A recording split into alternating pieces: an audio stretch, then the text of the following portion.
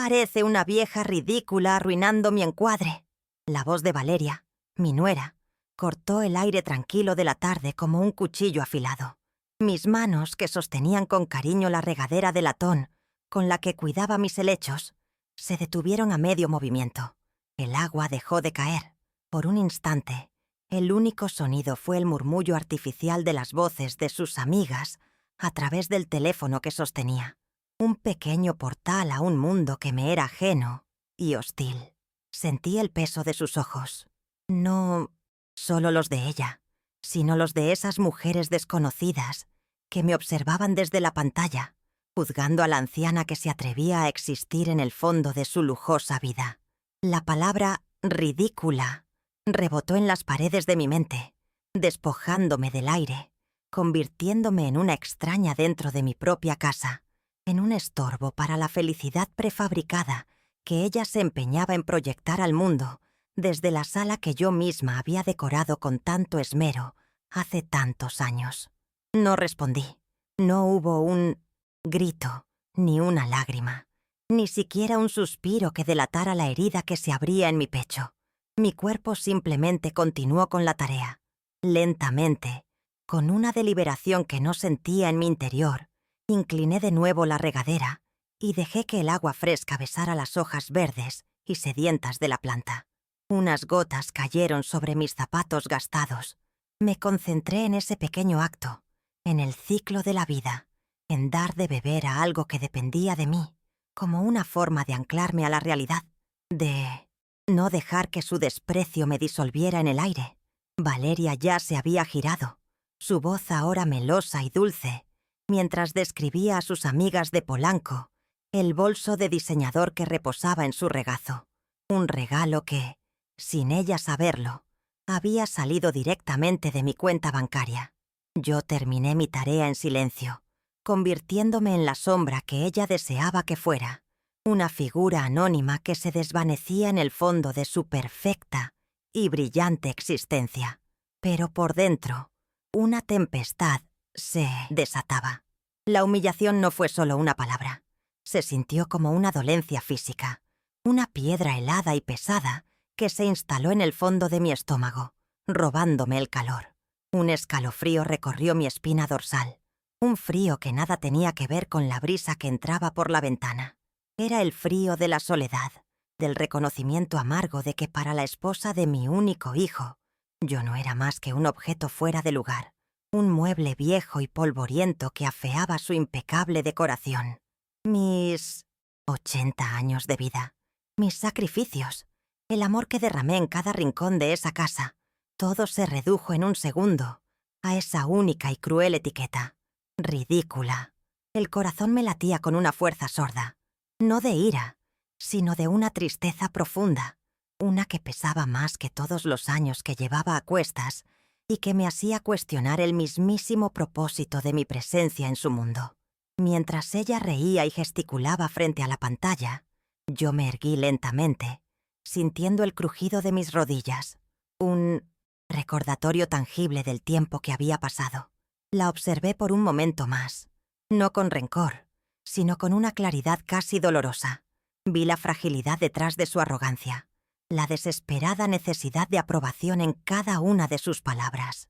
Vi a mi hijo, Javier, reflejado en su complacencia, en su cobardía para defender a la mujer que le dio la vida. Él no estaba allí, por supuesto, siempre ausente en los momentos de pequeñas crueldades, pero su ausencia era una forma de complicidad, un permiso silencioso para que Valeria me tratara como un cero a la izquierda.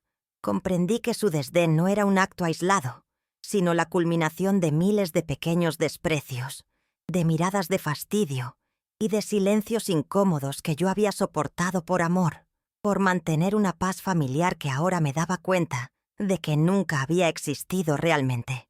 Me di la vuelta y caminé hacia mi habitación, mis pasos lentos pero firmes sobre el mármol frío. No huía, me retiraba. Cada paso era una afirmación de mi propio espacio, de mi existencia más allá de su juicio. El sonido de su risa se fue atenuando a medida que avanzaba por el pasillo, un pasillo lleno de fotografías de una vida que parecía pertenecer a otra persona. Fotos de la graduación de Javier, de mi boda con mi amado esposo, de un tiempo en el que mi presencia era motivo de alegría y no de vergüenza. Al llegar a mi cuarto, cerré la puerta suavemente. El clic de la cerradura resonó en el silencio, no como un final, sino como el inicio de algo. En la quietud de mi refugio, la piedra en mi estómago comenzó a transformarse. Ya no era solo dolor. Se estaba endureciendo, convirtiéndose en el cimiento de una decisión que, aunque aún no tenía forma, sabía que cambiaría el curso de nuestras vidas para siempre. La noche había caído sobre la Ciudad de México, envolviendo la inmensidad de la urbe en un manto de luces parpadeantes y un murmullo distante. Desde la ventana de mi habitación, el mundo parecía seguir su curso, indiferente a la pequeña guerra que se libraba en mi corazón. La casa estaba en silencio. Javier y Valeria debían haber salido a uno de sus habituales cenas en algún restaurante de moda, lugares cuyos nombres yo apenas podía pronunciar. Me quedé allí, de pie, observando mi propio reflejo superpuesto al paisaje urbano. Veía el rostro de una anciana, las arrugas como un mapa de mi vida, el cabello blanco como la nieve en la cima de un volcán. Pero por primera vez en mucho tiempo, busqué más allá de la superficie, intentando encontrar a la vieja ridícula que Valeria veía. No la encontré. En su lugar, vi los ojos de una sobreviviente, de una mujer que había amado, trabajado y luchado. Mi mente entonces se desprendió del presente y viajó hacia el sur, hacia el sol cálido de Oaxaca. Me vi joven de nuevo, con las manos ásperas por el trabajo en el campo, de pie junto a mi Ricardo. Recordé el sabor del polvo en el aire y el olor a tierra mojada. Tomamos la decisión de dejarlo todo, no por aventura, sino por necesidad, por el sueño de darle a nuestro futuro hijo una vida que nosotros nunca tuvimos. Empacamos nuestras pocas pertenencias y un universo de esperanzas en 2 maletas de cartón. El viaje en autobús a la capital fue largo y agotador, pero cada kilómetro nos alejaba de la pobreza y nos acercaba a un futuro incierto que abrazamos con el coraje que solo tienen los que no poseen nada que perder. Ese fue el verdadero fondo del que ahora vivían mi hijo y su esposa. El sacrificio de 2 jóvenes que apostaron su única vida a una promesa. Los primeros años en la ciudad fueron una batalla diaria. El frío de las mañanas, el olor a pan recién horneado que se convirtió en el aroma de nuestra existencia. Fundamos nuestra pequeña panadería, El Sol de Oaxaca, en un barrio modesto. Nuestras manos, las de Ricardo y las mías, siempre manchadas de harina, amasando la masa antes de que el sol saliera. Recuerdo las quemaduras en mis brazos por el horno, el dolor de espalda, al final de jornadas de 16 horas, y la sonrisa de Ricardo cuando contábamos las ganancias del día, monedas que representaban nuestra sangre y nuestro sudor. No había descanso, no había lujos, solo la determinación inquebrantable de construir algo nuestro, algo sólido que legar a la siguiente generación. Cada bolillo, cada concha, era un ladrillo más en el cimiento de la fortuna que Javier y Valeria ahora despilfarraban con tanta displicencia. Recuerdo con una claridad que duele el día que le compramos a Javier su primera bicicleta. Fue con las ganancias de una venta excepcional de pan de muerto. Sus ojos, 2 luceros negros, brillaron con una alegría pura que se convirtió en el combustible de nuestro esfuerzo. Lo vimos caer y levantarse en el Parque México. Sus rodillas raspadas eran nuestras pequeñas victorias. Queríamos darle todo lo que el dinero podía comprar, pero sobre todo, lo que no podía, la certeza de que era amado, la seguridad de un hogar estable. Trabajamos sin descanso para que él no tuviera que hacerlo, para que sus manos no conocieran las asperezas de las nuestras, para que su única preocupación fuera estudiar y convertirse en un hombre de bien. Quizás ese fue nuestro error, protegerlo tanto del sacrificio, que nunca aprendió a valorar su verdadero costo. Y luego llegó Valeria. La recuerdo perfectamente en la primera cena familiar. Una joven hermosa, con una sonrisa estudiada y una mirada que lo evaluaba todo. La vajilla, los muebles, a nosotros, yo, En mi anhelo de ver feliz a mi hijo, decidí ignorar las pequeñas señales de alarma. El modo en que arrugó la nariz al oler el estofado que preparé con tanto cariño, su comentario condescendiente sobre lo pintoresco de nuestro barrio. Decidí verla a través de los ojos enamorados de Javier, convenciéndome de que su modernidad era solo una fachada y que en el fondo había una buena mujer. Abrí las puertas de mi casa y de mi corazón, sin saber que estaba invitando a entrar a quien un día me haría sentir como una intrusa en mi propio hogar, a quien confundiría mi bondad con debilidad y mi generosidad con una obligación inagotable. Ahora, en la soledad de mi cuarto, todas esas memorias regresaban no como dulces recuerdos, sino como piezas de un rompecabezas que finalmente encajaba, revelando una imagen desoladora. Cada sacrificio del pasado se conectaba directamente con una humillación del presente. El dinero que ahorramos privándonos de todo, el que obtuvimos al vender aquella pequeña parcela de tierra en Oaxaca que era el último lazo con nuestros ancestros, se transformaba ahora en bolsos de marca, en viajes exóticos que yo solo conocía por las fotos que ella publicaba en sus redes sociales. La vida que Ricardo y yo construimos con harina y sudor estaba siendo consumida por el fuego fatuo de la vanidad y la apariencia. Y lo más doloroso era que mi propio hijo era un espectador pasivo de este saqueo, demasiado cómodo en su jaula de oro para defender el legado de sus padres. Comprendí que mi silencio, mi deseo de mantener la paz a cualquier costo, había sido mi mayor error. Había permitido que la narrativa fuera escrita por ellos. En su historia yo era simplemente la viuda de Javier padre, una mujer mayor que vivía de la generosidad de su hijo, ocupando un espacio en la casa que él había heredado.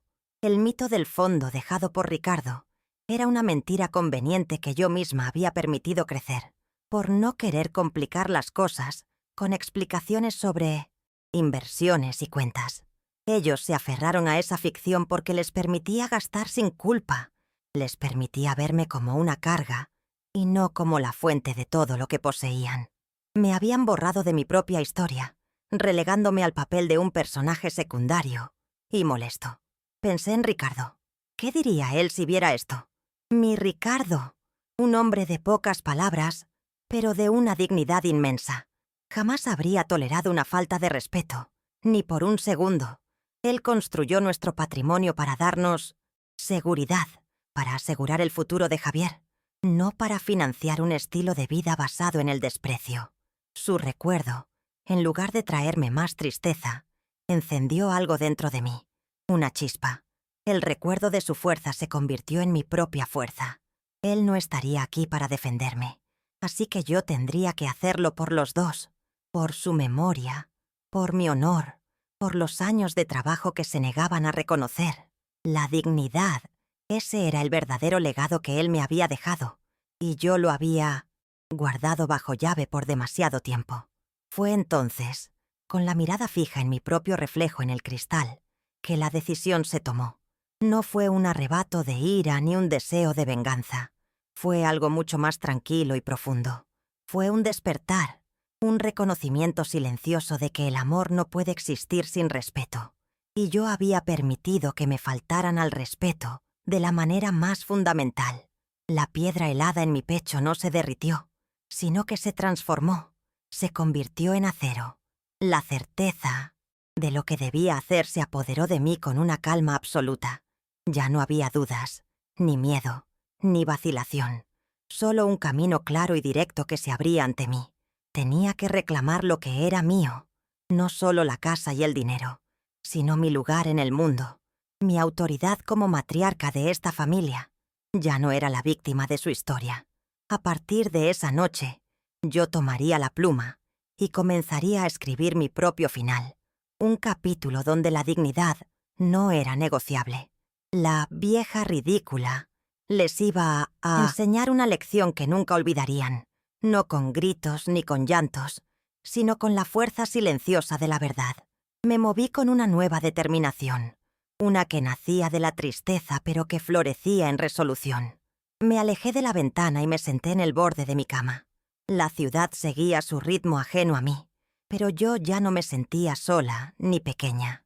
Me sentía como la dueña de mi destino. Cerré los ojos y, por primera vez en muchos años, no recé por paciencia, sino por la fortaleza para hacerlo que era necesario. Mañana sería un día diferente.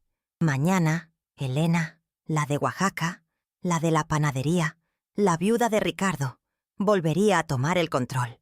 La llama que se había encendido en mi interior no era un incendio destructivo, sino una luz cálida y constante que iluminaba mi camino. Era la llama del autorrespeto. Me di cuenta de que, al tratar de comprar la paz y el afecto de mi hijo y su esposa, me había vendido a mí misma muy barato. Había aceptado migajas de respeto a cambio de todo lo que tenía, y ni siquiera eso me habían dado. El amor verdadero no exige que uno se anule a sí mismo, que se convierta en un fantasma para no incomodar. El verdadero amor se basa en el reconocimiento mutuo del valor del otro, y ellos habían demostrado, sin lugar a dudas, que no veían ningún valor en mí más allá del que les proporcionaba mi cuenta bancaria. Esa cruda verdad, aunque dolorosa, fue extrañamente liberadora. Me levanté y abrí el viejo ropero de cedro que Ricardo había construido para mí. El olor a madera y a tiempo llenó mis pulmones. En el fondo, en una caja de seguridad, guardaba todos los documentos importantes, las escrituras de la casa a mi nombre, los estados de cuenta de mis inversiones, los contratos que me nombraban como única propietaria de todo. Durante años, esos papeles habían dormido allí, un poder oculto que nunca creí necesario usar. Siempre pensé que el amor y la gratitud serían suficientes. Qué ingenua había sido. Ahora, esos papeles no eran solo documentos legales, eran mis armas, las herramientas con las que reconstruiría mi vida y les enseñaría la diferencia entre la riqueza material y el verdadero valor de una persona. La decisión no era destruir a mi hijo. En mi corazón, el amor por Javier seguía ahí, sepultado bajo capas de decepción. Mi objetivo era salvarlo, despertarlo de la fantasía en la que vivía. A veces, el acto de amor más grande no es dar, sino dejar de dar. Era necesario que él y Valeria enfrentaran el mundo real, sin el colchón de mi fortuna. Necesitaban sentir el peso de sus propias elecciones, la consecuencia directa de su arrogancia y su desdén. Solo así, tal vez, podrían entender el verdadero significado de la gratitud. Y si no lo entendían, al menos yo habría recuperado mi paz y mi dignidad, que valían mucho más que cualquier relación basada en la falsedad y el interés. Revisé mentalmente los pasos a seguir. Primero, el banco. Luego, mi abogado, el licenciado Ramírez, un hombre discreto y leal que había sido amigo de 1900. Ricardo. Todo debía hacerse de manera silenciosa, metódica, sin levantar la voz, como siempre había hecho todo en mi vida. Mi fuerza no residía en el escándalo, sino en la acción calculada y serena. Ellos continuarían con sus vidas, completamente ajenos a la marea que estaba a punto de cambiar, hasta que la ola los golpeara con la fuerza irrefutable de la realidad. Y yo estaría allí, no para regodearme en su caída, sino para observar, esperando ver si en el fondo de la ruina de su arrogancia encontraban la semilla de la humildad. Esa noche dormí profundamente, sin sueños ni pesadillas. Fue el sueño más tranquilo que había tenido en años. La tormenta interna había cesado, dejando en su lugar una calma absoluta, una serenidad que solo proviene de una decisión irrevocable. Ya no había conflicto dentro de mí. El dolor de la humillación se había transmutado en el combustible de mi liberación. Ya no era una anciana esperando el final de sus días, a merced de los caprichos de otros. Era Elena, una mujer a punto de reclamar su vida. El sol que saldría por la mañana no solo iluminaría la Ciudad de México, sino también el amanecer de mi propia independencia. El plan estaba en marcha. La claridad que sentí fue abrumadora. Era como si durante años hubiera estado mirando el mundo a través de un cristal empañado, aceptando las sombras como si fueran la realidad. La cruel frase de Valeria había sido la mano que finalmente limpió ese cristal. Ahora veía todo con una nitidez que asustaba y fortalecía al mismo tiempo. Veía la dinámica de poder en mi propia casa, una que yo misma había permitido que se invirtiera. Yo, la dueña de todo, actuando como una inquilina agradecida, mientras ellos, los dependientes, se comportaban como los señores del castillo. Esa farsa había terminado. La actuación final sería mía, y yo escribiría el guión. Me acerqué al pequeño altar que tenía en mi habitación, donde guardaba una fotografía de Ricardo. Su sonrisa era joven, llena de la misma esperanza que yo sentí esa noche. Le hablé en silencio, no pidiendo permiso, sino informándole de mi decisión. Le conté que nuestro legado, construido con tanto esfuerzo, estaba siendo deshonrado. Le prometí que restauraría el respeto a nuestro nombre, que protegería lo que habíamos creado juntos.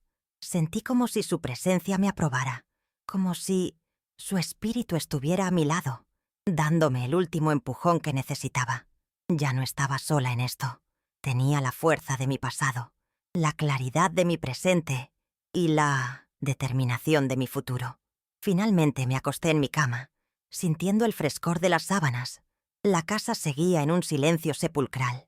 Imaginé a Valeria y a Javier en algún lugar de la ciudad, riendo, bebiendo, completamente inconscientes del cambio tectónico que se había producido en el corazón de su universo. Vivían en un mundo de ilusiones que yo misma había financiado, y yo estaba a punto de cortarles los fondos.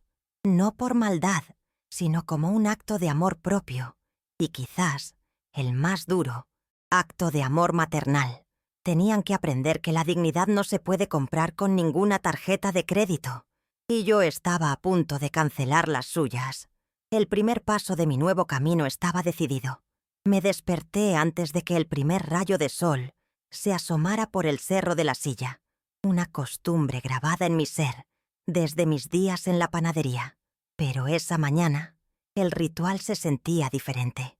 No era el peso de la obligación lo que me sacaba de la cama, sino una energía nueva, una determinación serena que corría por mis venas. Elegí mi atuendo con un cuidado inusual, un vestido de lino color beige, mis zapatos más cómodos y el collar de perlas que Ricardo me regaló en nuestro 20º aniversario. No buscaba impresionar a nadie, sino armarme de mi propia historia, vestirme con la dignidad que me habían intentado arrebatar. Al mirarme al espejo vi a Elena, no a la abuela ni a la suegra, sino a la mujer que estaba a punto de tomar las riendas de su propia vida. Mi reflejo me devolvió una mirada firme y asentí, sellando un pacto conmigo misma. Bajé a la cocina y el silencio de la casa grande me recibió. Preparé mi café de olla, llenando el aire con el aroma a canela y piloncillo. Poco después, Valeria bajó arrastrando los pies, envuelta en una bata de seda. «Ay, mamá, ¿usted nunca descansa? ¡Qué manía la suya de madrugar tanto!», dijo con un bostezo, su voz rasposa. No le respondí. Simplemente tomé un sorbo de mi café, sintiendo el calor reconfortante en mis manos. Su desdén matutino, tan casual y tan arraigado, sirvió como el primer recordatorio de por qué estaba haciendo esto. Era la confirmación que no necesitaba, pero que agradecía. Su falta de respeto era la brújula que ahora guiaba mis acciones, señalando el norte inequívoco de mi liberación. Ella tomó un jugo del refrigerador, ajena por completo a la tormenta que yo estaba a punto de desatar. Javier fue el siguiente en aparecer, ya vestido con su traje impecable, sus ojos pegados a la pantalla de su celular. Me dio un beso apresurado en la frente, un gesto automático y vacío de verdadero afecto. «Mamá, ¿me podrías dar algo para la gasolina y unos gastos? Hoy tengo una comida importante», dijo sin levantar la vista. Abrí mi monedero y le di los billetes, observando cómo los tomaba sin siquiera dar las gracias. Fue la última vez. Este pequeño ritual de dependencia, que yo había fomentado por amor, ahora me parecía un eslabón más en la cadena de mi sumisión. Se lo di con una calma que debió parecerle normal, pero para mí fue un acto de cierre, el último pago de una deuda emocional que yo declaraba unilateralmente saldada. Ambos salieron de casa, cada uno a su mundo, dejándome en la quietud de mis planes. Decidí no llamar al chofer que ellos usaban y que yo pagaba. En su lugar, Caminé las 2 cuadras hasta la avenida principal, sintiendo el sol de la mañana en mi rostro. Hacía tiempo que no caminaba sola por esas calles. Cada paso era una pequeña reconquista de mi autonomía. Paré. Un taxi, un bocho, de los antiguos que aún circulan por la ciudad, y le di al conductor la dirección de la sucursal principal de mi banco, en la colonia Polanco. El taxista, un hombre hablador, me contó sobre sus hijos mientras atravesábamos el caótico tráfico de la Ciudad de México. Escuché con genuino interés, sintiéndome más conectada con ese extraño en 10 minutos que con mi propia familia en los últimos 10 años. Este viaje no era solo un traslado físico, era el peregrinaje hacia mí, independencia financiera y emocional. Al entrar al banco, el aire acondicionado y el ambiente de profesionalismo me envolvieron. Aquí, yo no era una anciana invisible. Era la señora Elena Vargas, una clienta fundadora con inversiones sustanciales. El respeto en el saludo del guardia de seguridad, la sonrisa de la recepcionista. Todo contrastaba violentamente con la atmósfera de mi hogar. Solicité ver a mi gerente de cuenta, el señor Mendoza, un hombre joven y eficiente que siempre me había tratado con la máxima deferencia. Mientras esperaba en un cómodo sillón de piel, observé el flujo de dinero y poder a mi alrededor y comprendí que yo era parte de ese mundo, aunque había permitido que otros me hicieran olvidarlo. Mi valor no residía en mi edad, sino en la sabiduría y el trabajo que me habían permitido estar allí. Sentada frente al escritorio de caoba del señor Mendoza, con un vaso de agua fresca frente a mí, fui directa y concisa. «Buenos días, señor Mendoza. Deseo cancelar de forma inmediata y definitiva todas las tarjetas de crédito adicionales asociadas a mi cuenta principal». Mi voz no tembló. Él me miró por encima de sus gafas, sorprendido, pero sin mostrar juicio. «¿Está usted completamente segura, señora Elena? ¿Ha ocurrido algún problema?»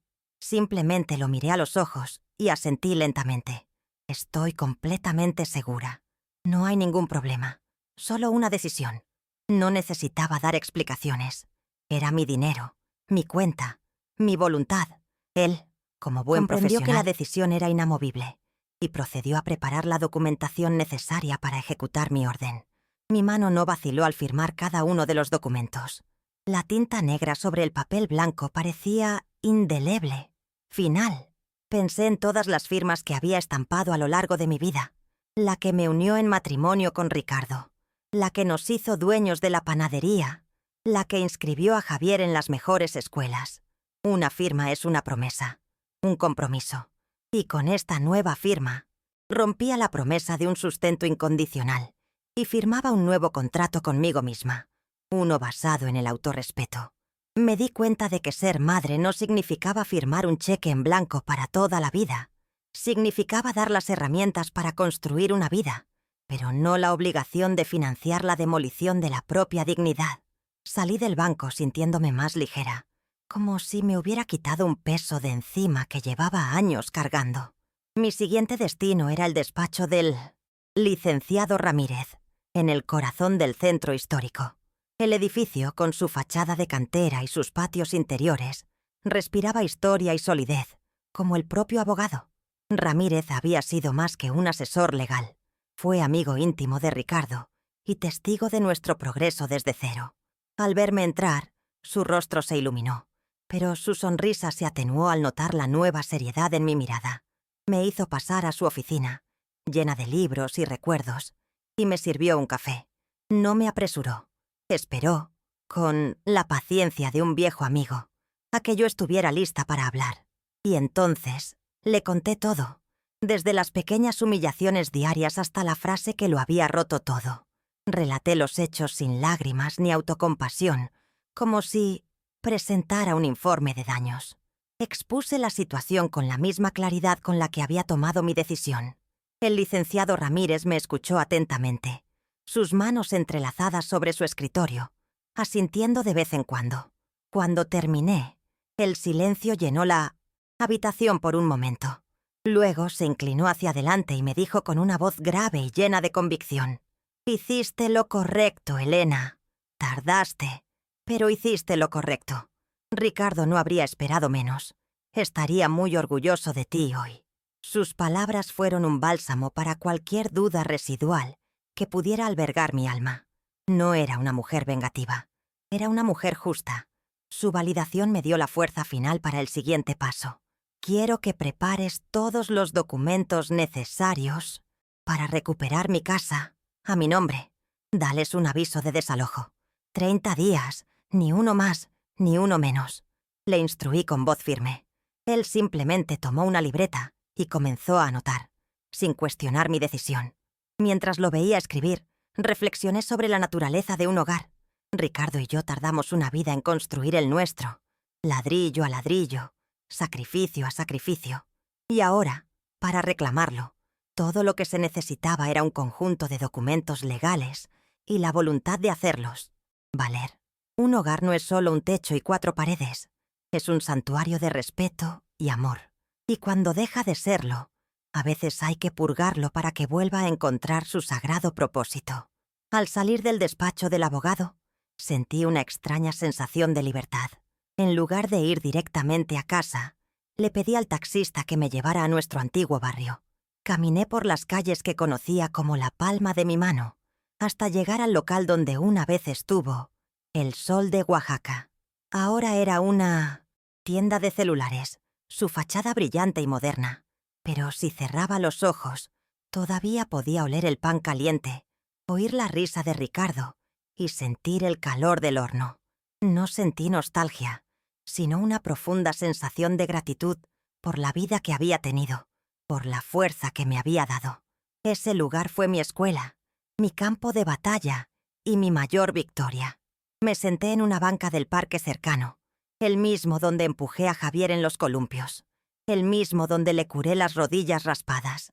Observé a las madres jóvenes con sus hijos, corriendo y riendo, y sentí una conexión con ellas, un hilo invisible de amor maternal que nos unía a todas. Les di a mis hijos las raíces más fuertes que pude cultivar con mis manos trabajadoras. Pero las alas eran suyas, y dependía de ellos aprender a volar. Si habían usado esas alas para volar demasiado cerca del sol de la arrogancia, ahora tendrían que aprender a planear en la dura realidad. Mi trabajo como proveedora había terminado. Mi trabajo como maestra de la lección más dura de sus vidas apenas comenzaba. Un joven que pasaba, al verme de pie, se levantó de su asiento en la banca y con una sonrisa amable me dijo: «Siéntese, señora, por favor». Ese simple gesto de respeto por parte de un completo desconocido me llegó al alma. Fue un pequeño acto de bondad que contrastaba brutalmente con el trato que recibía en mi propia casa.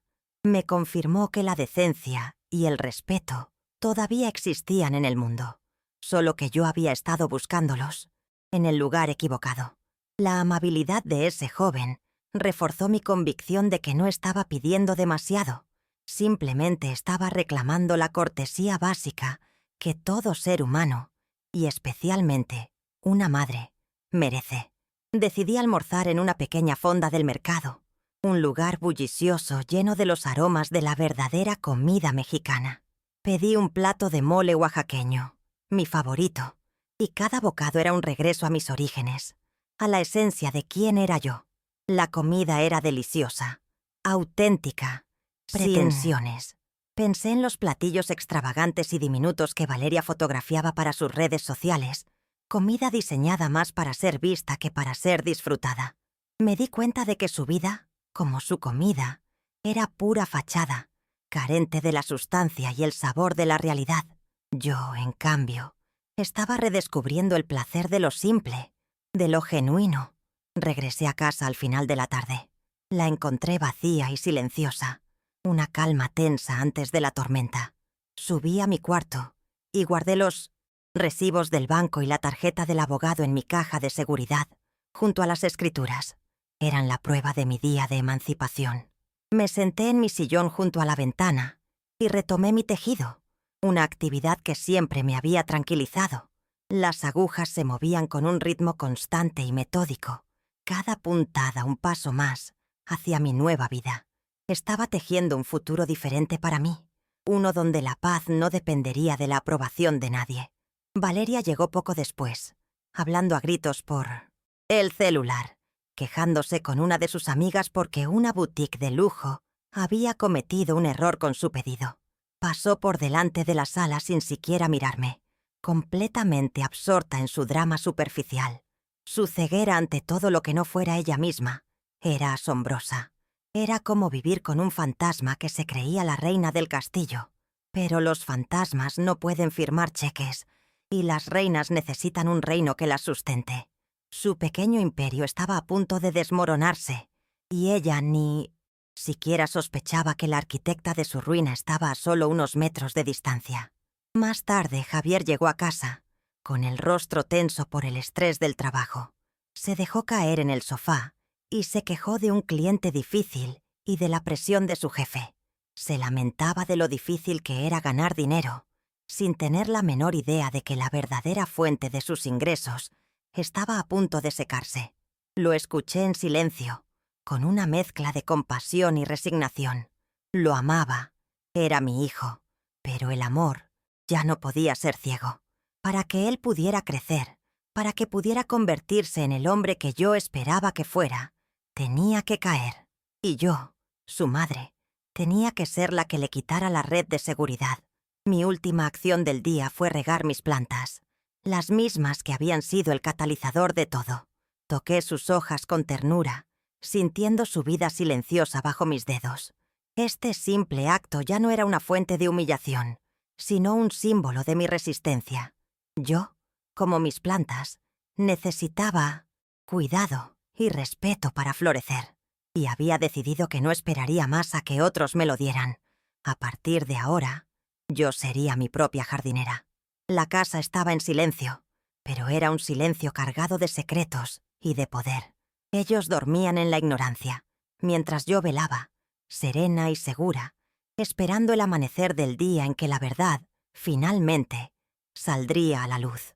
Pasaron 3 días, 3 días de una calma tensa, de una normalidad superficial que se sentía frágil, a punto de romperse. Continué con mis rutinas, esperando. Sabía que la primera grieta en su mundo de fantasía aparecería en el lugar más predecible. Una transacción denegada. Y así fue. La tormenta no comenzó con un trueno, sino con el humillante silencio de una terminal de pago. Javier me lo contaría después, en un torbellino de ira, cómo Valeria lo había llamado desde una de las boutiques más exclusivas de la avenida Presidente Masaryk. Su voz un siseo de furia y vergüenza. Su tarjeta, la que usaba como un cetro, había sido rechazada. El escarnio público frente a las empleadas y otras clientas fue para ella una herida mortal a su bien más preciado, su estatus. La segunda grieta apareció esa misma noche. Javier, tratando de cerrar un negocio importante, invitó a unos clientes a un costoso restaurante. A la hora de pagar la cuenta, su propia tarjeta corrió la misma suerte que la de su esposa. La vergüenza, el tartamudeo, la torpe excusa de un error del banco. Llegaron a casa por separado, pero unidos por la misma furia ciega.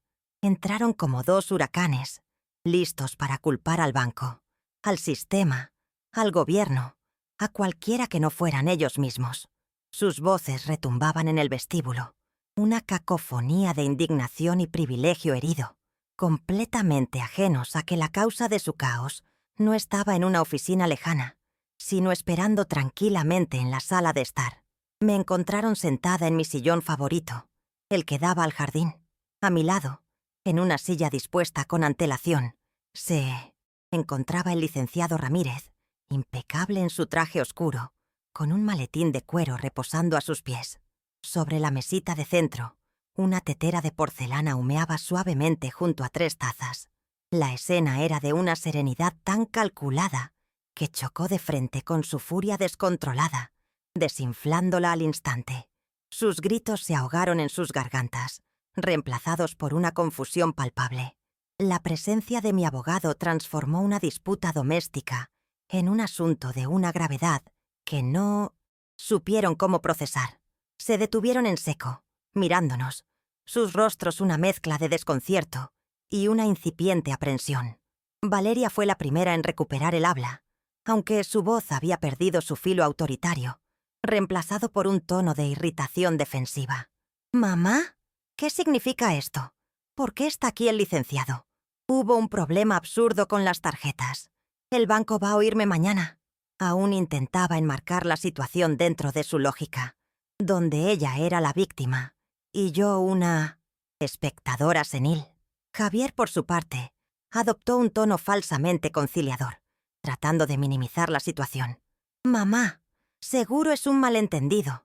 No te preocupes, yo lo arreglo». No era necesario molestar al licenciado a estas horas. En su intento por tomar el control, por tratarme como a una niña asustada, solo reveló su completa ignorancia del nuevo equilibrio de poder. Dejé que sus palabras flotaran en el aire y se disiparan en el silencio. Tomé mi taza de té y soplé suavemente el vapor antes de dar un pequeño sorbo. Disfruté de ese breve instante, dejando que la tensión creciera hasta hacerse casi insoportable. Mis movimientos eran lentos, deliberados. Puse la taza de nuevo en su plato sin hacer ruido.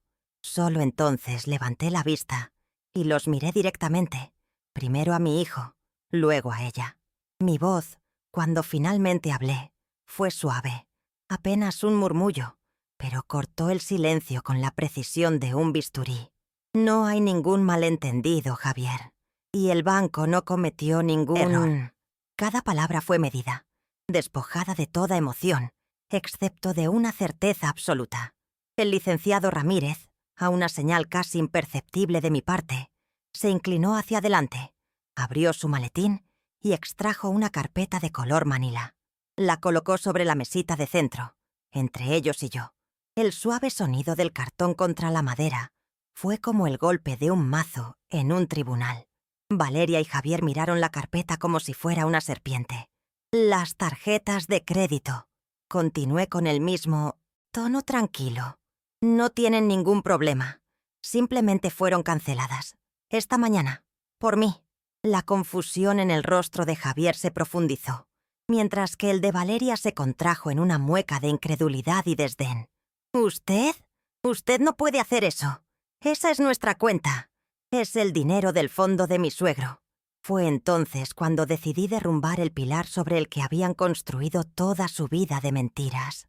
Miré a mi hijo, y por primera vez le hablé sin el velo protector del amor maternal. Le hablé con la cruda verdad.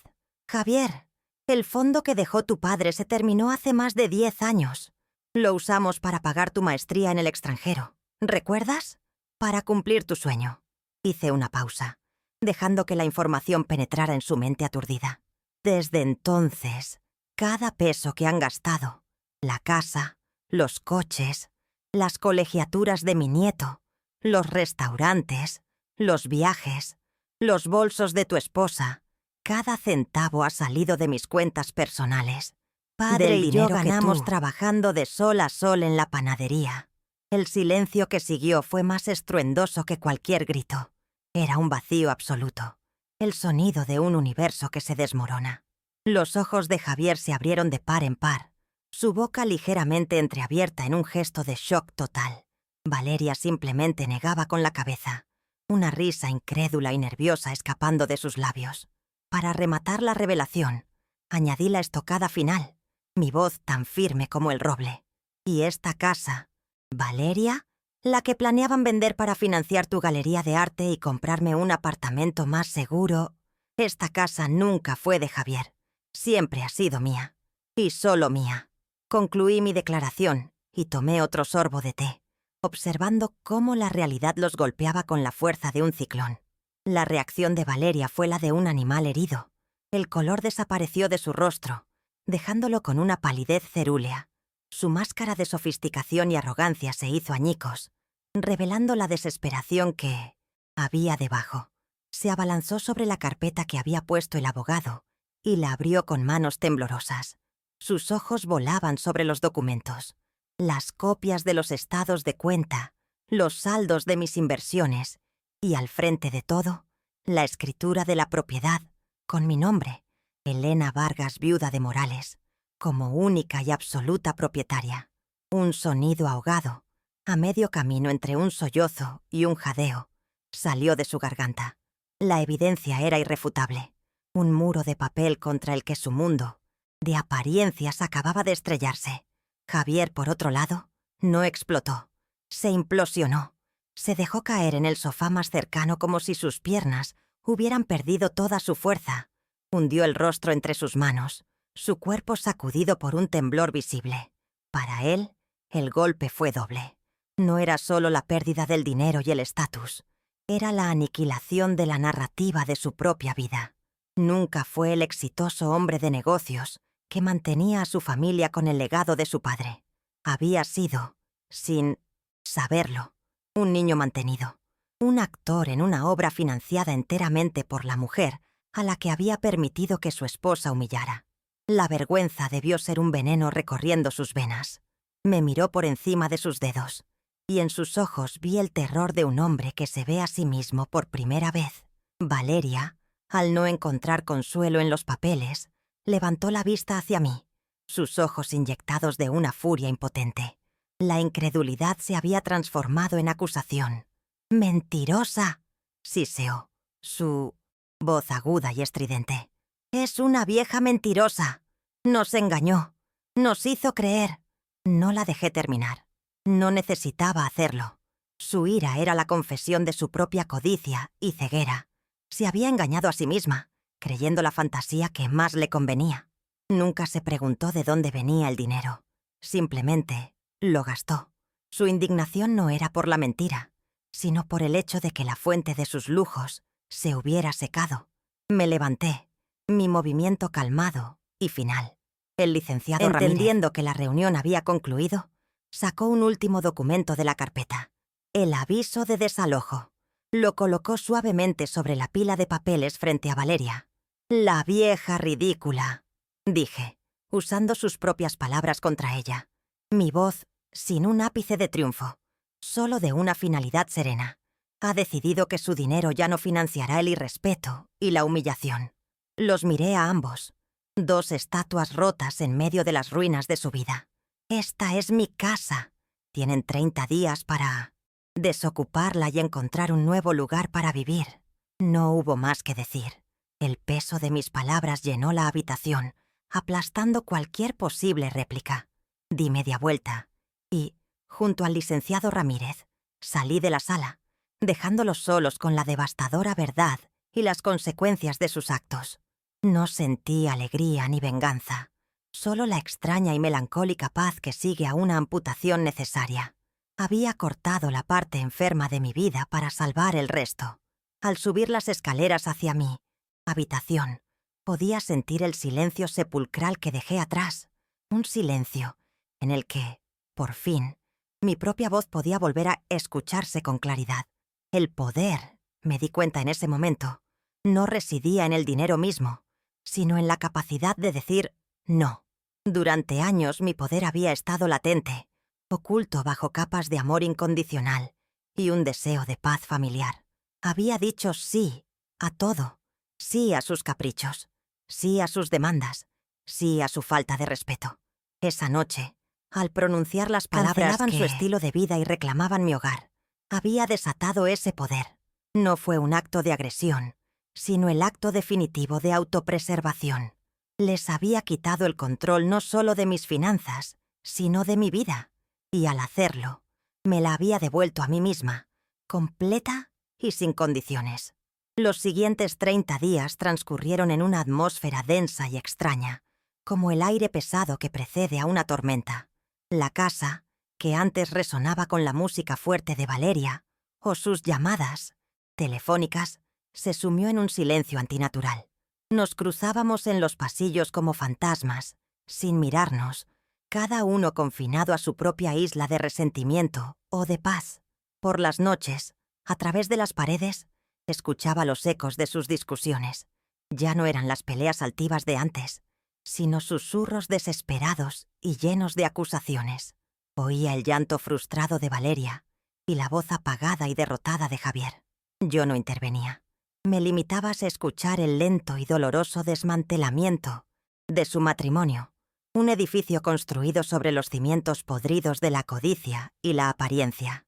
No había súplicas, ni disculpas, ni intentos de negociación. Su orgullo, incluso en la ruina, les impedía pedir perdón, y yo no lo habría aceptado de todas formas, no sin un cambio genuino que sabía que aún no había ocurrido. Se dedicaron a empacar sus pertenencias en cajas de cartón. Era un espectáculo melancólico.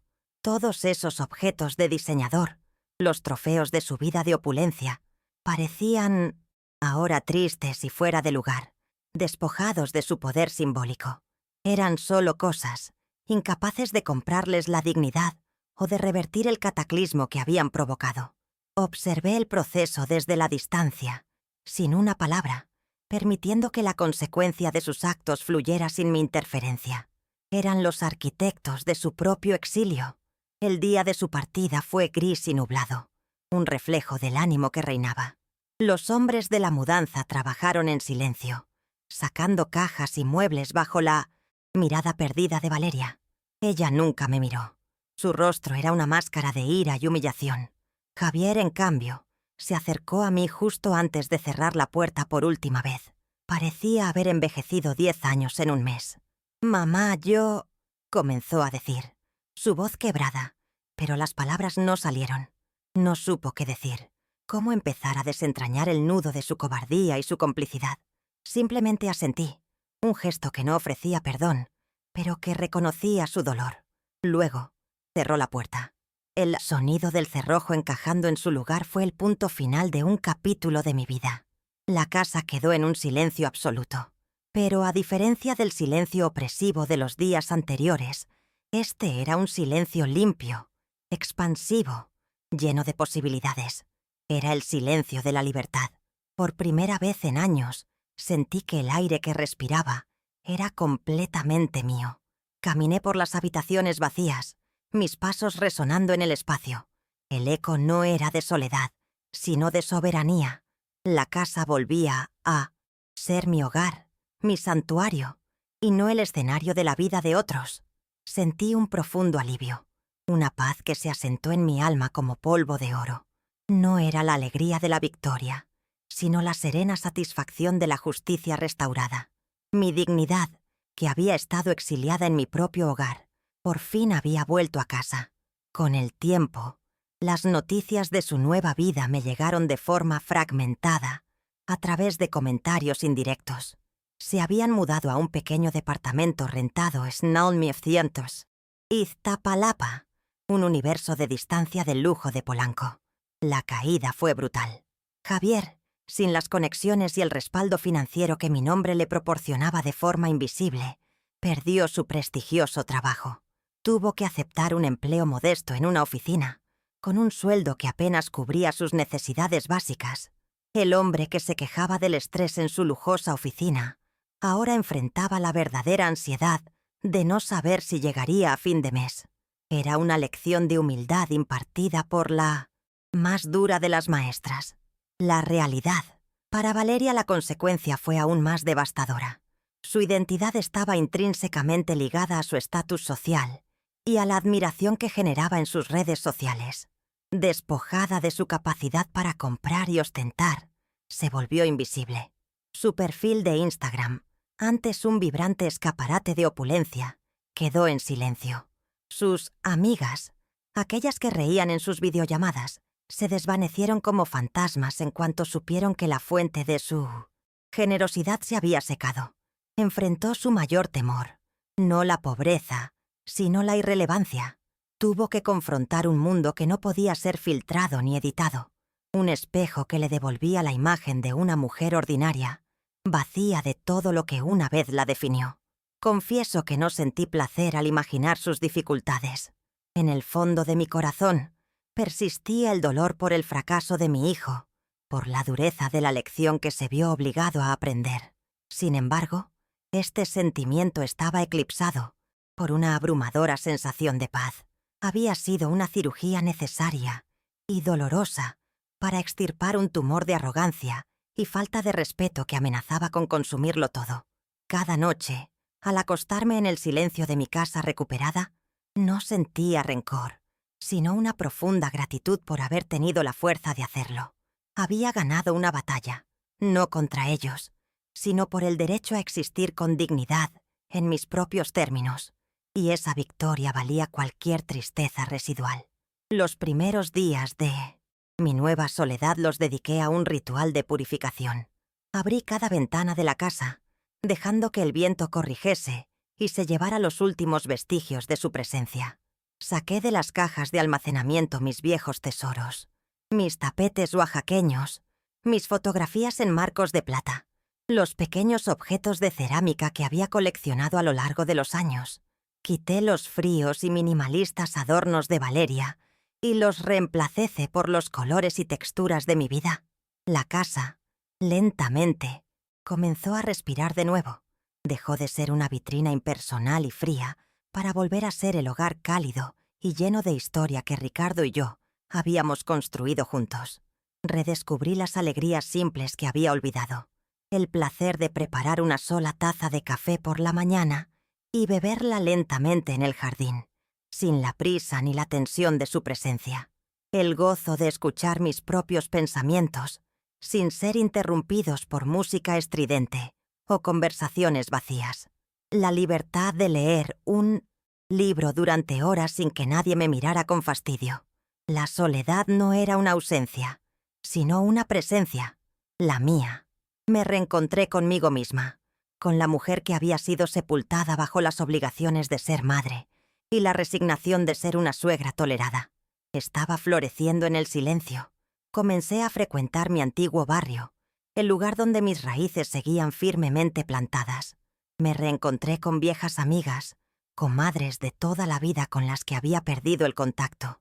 Nos sentábamos en la plaza a recordar los viejos tiempos, a reír con ganas, a hablar de nuestros achaques y de nuestros nietos. Con ellas, yo no era una vieja, era Elena, la que hacía el mejor pan de muerto, la esposa de Ricardo, una de ellas. Estas conversaciones, llenas de afecto genuino y de historia compartida, fueron un bálsamo que sanó las heridas invisibles de mi autoestima. Me recordaron quién era yo, más allá de los muros de mi casa.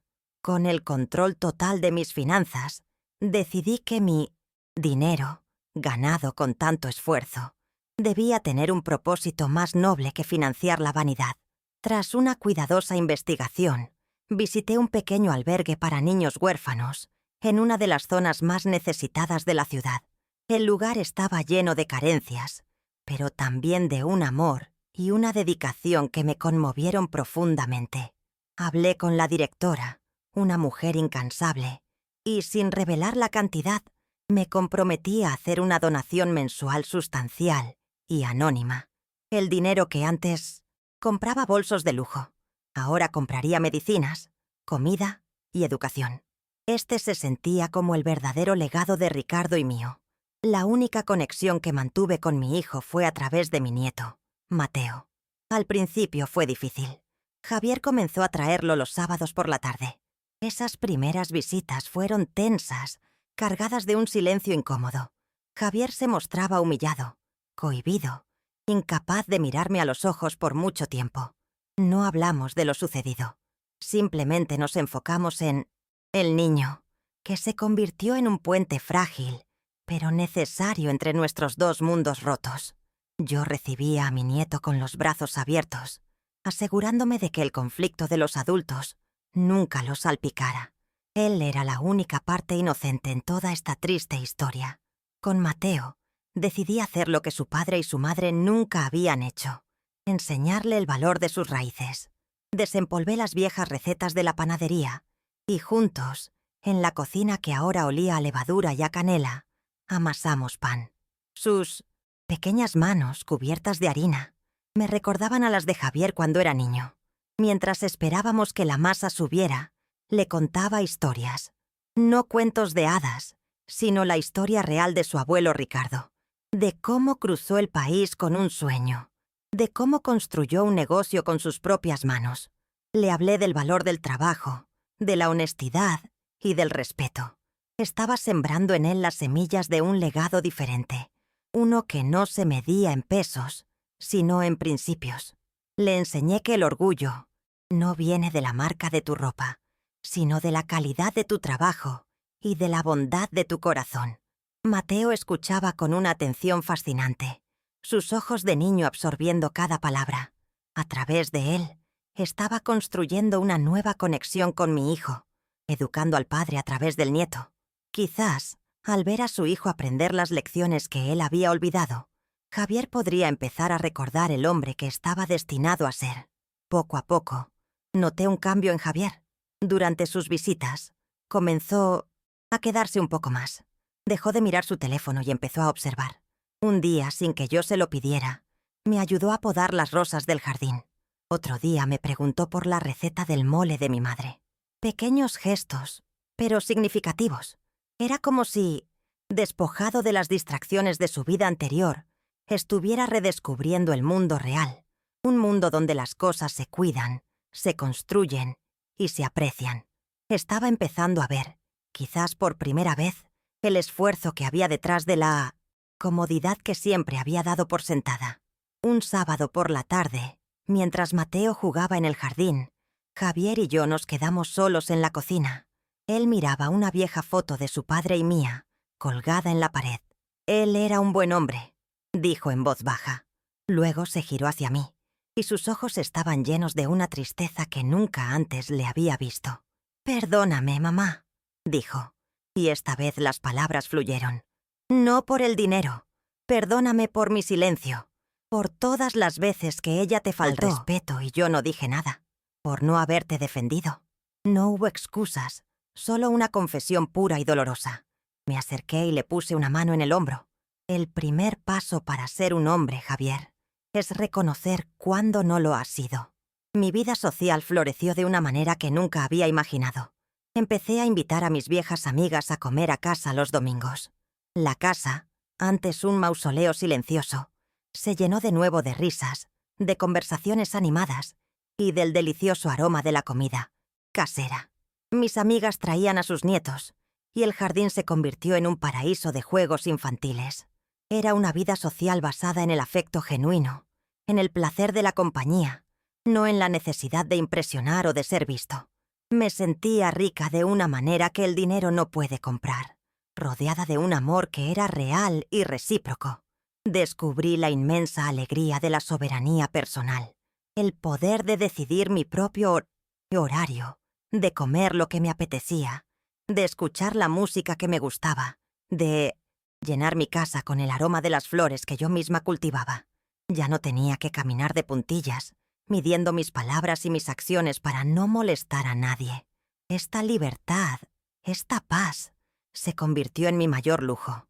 Mi vida se había vuelto más pequeña en su alcance geográfico, pero infinitamente más grande en su profundidad y satisfacción. Estaba viviendo mi vejez no como un epílogo, sino como un nuevo y emocionante capítulo. De Valeria supe poco. Javier mencionó una vez, de pasada, que había conseguido un trabajo como recepcionista en una clínica dental. La imagen de ella, siempre impecable y altiva, sentada detrás de un escritorio atendiendo a extraños, era difícil de procesar. No sentí alegría ni malicia, solo una distante constatación de que la vida tiene una forma muy eficaz de impartir sus lecciones. Su caída no fue mi victoria, sino la consecuencia inevitable de una vida construida sobre cimientos de arena.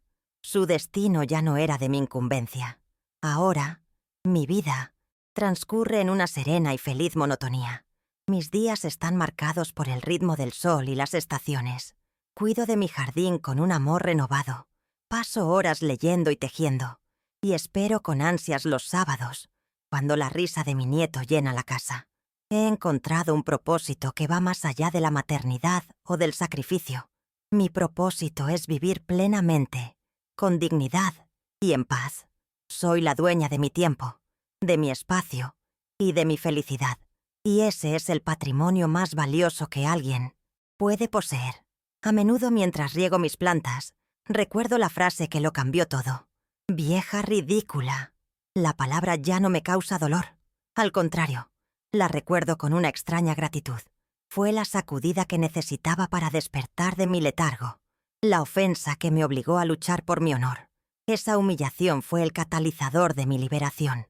A veces, las heridas más profundas son las que nos obligan a sanar de la manera más completa, reconstruyéndonos desde los cimientos y convirtiéndonos en una versión más fuerte y auténtica de nosotros mismos. Mi casa ya no es solo una propiedad valiosa en una buena zona de la Ciudad de México. Es mi fortaleza, mi refugio, el testamento de una vida de trabajo y la prueba de mi resiliencia. Cada rincón cuenta una historia, no de opulencia, sino de amor y perseverancia. Las paredes que una vez fueron testigos silenciosos de mi humillación, ahora son las guardianas de mi paz.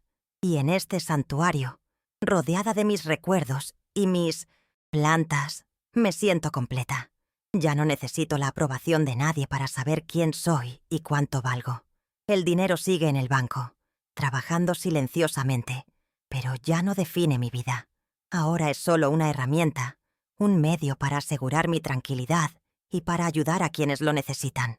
He aprendido que la verdadera riqueza no está en lo que se acumula, sino en lo que se comparte y en la paz interior que se cultiva. Mi mayor inversión ahora es en mi propio bienestar, en las relaciones que me nutren y en el legado de valores que le estoy dejando a mi nieto. Es una economía del alma y sus rendimientos son infinitos. No sé qué deparará el futuro para Javier y Valeria. Espero, por el bien de mi nieto, que encuentren su camino, que aprendan de sus errores y que reconstruyan su vida sobre bases más sólidas. Su viaje, sin embargo, ya no es el mío. Les he dado la lección más importante que una madre puede dar, la de las consecuencias. El resto depende de ellos. Mi deber como madre ya no se trata de proveer y proteger, sino de encarnar la dignidad y el autorrespeto, esperando que mi ejemplo sea la guía que finalmente ilumine su camino. Miro mi reflejo en el cristal de la ventana por la noche, igual que aquella vez, pero la mujer que me devuelve la mirada ya no es la misma. Sus ojos no están nublados por la tristeza ni la resignación. Brillan con una luz serena, la luz de quien ha atravesado el fuego y ha salido intacta, más fuerte. Ya no busco a la vieja ridícula, porque sé que nunca existió. Solo fue una ilusión, un fantasma creado por la inseguridad de otros. La mujer en el espejo es Elena, simplemente Elena. Y eso, por fin, es más que suficiente. Mi relación con Javier se está reconstruyendo, lenta y cuidadosamente, como un hueso roto que vuelve a soldar. Hay una nueva honestidad entre nosotros, un respeto que antes no existía. Él me ve ahora no solo como su madre, sino como la mujer que le enseñó el verdadero significado de la fortaleza. A veces, en sus ojos, veo un destello de la admiración que sentía por su padre. Y en esos momentos, sé que todo el dolor, toda la dificultad, ha valido la pena. Estamos sanando, y aunque las cicatrices permanecerán, son un recordatorio de la batalla que ganamos juntos por el alma de nuestra familia. He perdonado, pero no he olvidado. El perdón me ha liberado del peso del rencor, pero el recuerdo es un guardián que protege mi paz recién ganada. La lección ha sido para todos, incluida yo. Aprendí a poner límites, a valorar mi propia voz y a entender que el amor no debe ser una excusa para la sumisión. El amor más importante, el que debe ser la base de todos los demás, es el amor propio. Sin él, cualquier amor que ofrezcamos es incompleto y frágil. Mi legado no serán las propiedades ni las cuentas bancarias. Mi verdadero legado será la historia que le cuento a mi nieto Mateo, mientras amasamos pan.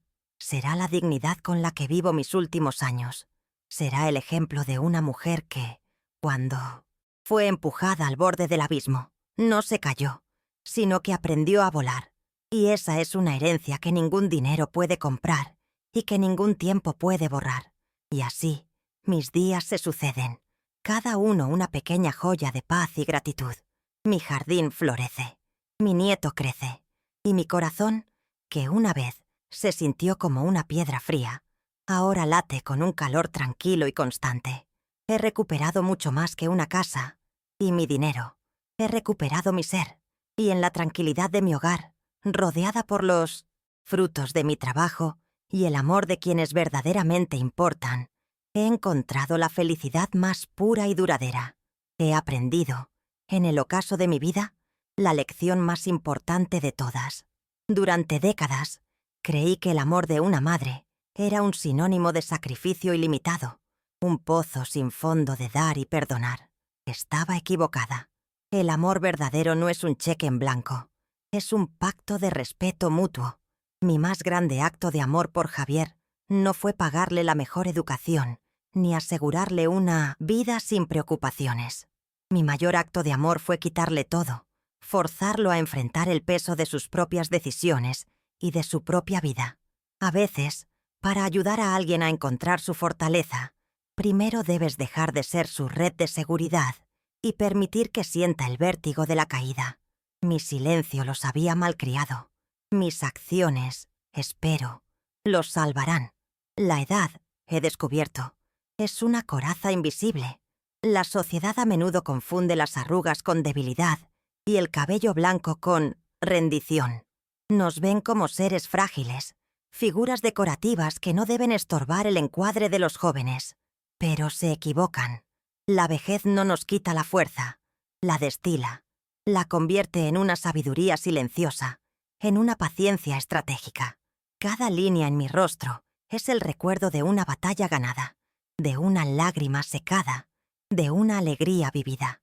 La dignidad no es un privilegio que se concede con la juventud, es un derecho inalienable que se defiende con el coraje que solo los años pueden dar.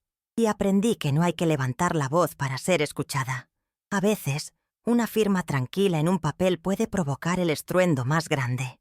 También he redefinido lo que significa la palabra familia. No es una obligación dictada por la sangre, sino un jardín que se cultiva a diario con el agua del respeto y el sol del reconocimiento mutuo. Cuando el jardín se llena de la mala hierba del desprecio y la ingratitud, no queda más remedio que arrancar de raíz lo que está podrido para salvar lo que aún puede florecer. Tuve que desmantelar la estructura de mi familia para poder reconstruirla sobre cimientos más honestos, y encontré que mi verdadera familia estaba en la risa de mi nieto, en el abrazo de mis viejas amigas y, sorprendentemente, en la mirada de un hijo que, por fin, comenzaba a verme como la mujer que soy, y no solo como la madre que necesitaba que fuera. La paz. Esa es la verdadera fortuna. No el dinero en el banco ni el título de propiedad de una casa. Es la tranquilidad de saber tu propio valor, la serenidad de un hogar donde tu presencia es celebrada, no meramente tolerada. Es el silencio que ya no es opresivo, sino un lienzo en blanco para tus propios pensamientos. Todo mi viaje, todas mis decisiones, no fueron en última instancia por recuperar mi dinero, fueron por reconquistar mi paz. El dinero fue simplemente la herramienta, la llave que usé para cerrar una puerta a la humillación y abrir una ventana a una vida de serenidad. Y ese tesoro, el de dormir por la noche con el corazón tranquilo, es el único lujo por el que vale la pena luchar. Esta fue mi historia, una lección sobre el valor del respeto propio, aprendida entre el aroma del pan y el sabor amargo de la decepción. Al final, me enfrenté a una elección: seguir soportando la humillación a cambio de una falsa paz familiar, o arriesgarlo todo por reclamar mi dignidad. Ahora, te pregunto a ti, ¿qué habrías hecho en mi lugar? ¿Habrías soportado en silencio o habrías actuado como yo? ¿Lo hice? Déjame tu opinión en los comentarios. Y cuéntame también desde qué rincón de este mundo estás escuchando mi historia. Si mi experiencia te ha conmovido o te ha hecho reflexionar, te pido que te suscribas a este canal y compartas este video para que mi voz pueda llegar a otras personas que quizás necesiten recordar su propia fuerza.